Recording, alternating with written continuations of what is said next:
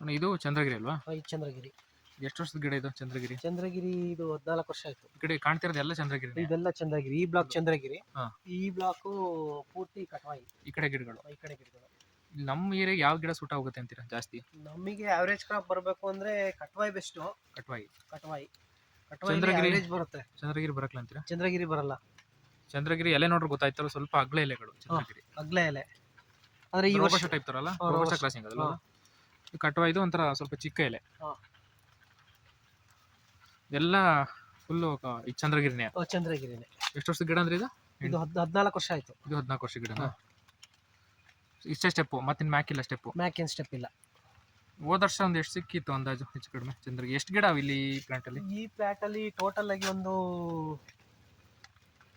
650 ಗಿಡ ಇದಾವೆ. ಅಂದಾಜು ಒಂದು ಗಿಡಕ್ಕೆ ಎಷ್ಟು ಕೆಜಿ ಲೆಕ್ಕ ಹಾಕಿದ್ರಿ?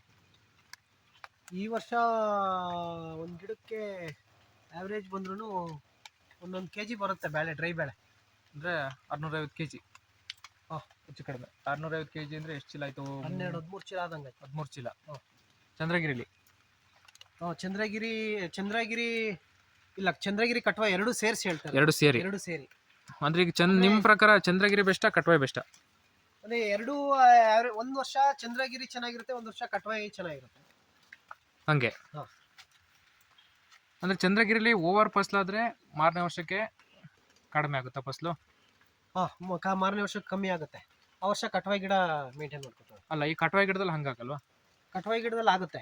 ಒಂದು ವರ್ಷ ಬಂಪರ್ ಕ್ರಾಪ್ ಆಗಿ ಒಂದು ವರ್ಷ ಕಟ್ವಾಯಲ್ಲೂ ಸೇಮ್ ಅದೇ ರೀತಿ ಆಗುತ್ತೆ. ಅಂದ್ರೆ ಮೀಡಿಯಂ ಇರುತ್ತೆ ಕ್ರಾಪ್. ಚಂದ್ರಗಿರಿ ಅಷ್ಟು ಡಲ್ ಇರಲ್ಲ. ಡಲ್ ಇರಲ್ಲ. ಇದಕ್ಕೂ ಸೇಮ್ ಮೆಡಿಸಿನ್ ಅಲ್ಲಿ? ಸೇಮ್ ಎಲ್ಲದಕ್ಕೂ ಸೇಮ್. ಬೋರ್ಡೋ 2 ಬೋರ್ಡೋ ಕಾಂಟಫು, ಮತ್ತೆ ಕೊಳೆ ರೋಗ ಬಂದ್ರೆ ಟಿಲ್ಟೋ ಅಥವಾ ಬೋನಸ್.